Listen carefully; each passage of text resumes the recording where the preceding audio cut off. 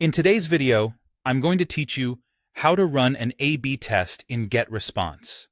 By the end, you'll know exactly how to set up a clean, reliable test and send your best performing email with confidence. First, log into your GetResponse account and head to the A/B testing area.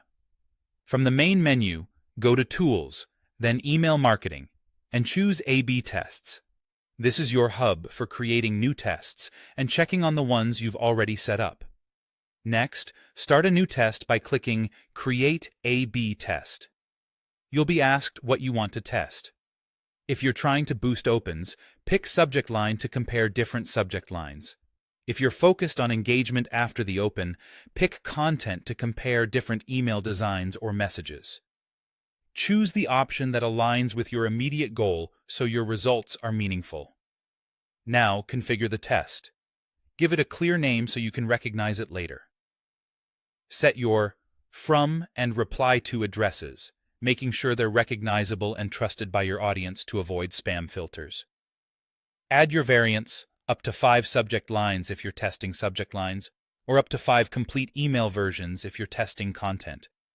Keep each variant focused on one main change so the results are easy to interpret. Then choose your recipients by selecting the list or segment you want to target. If you're using a segment, make sure it's large enough to produce a valid comparison. It's time to set testing rules.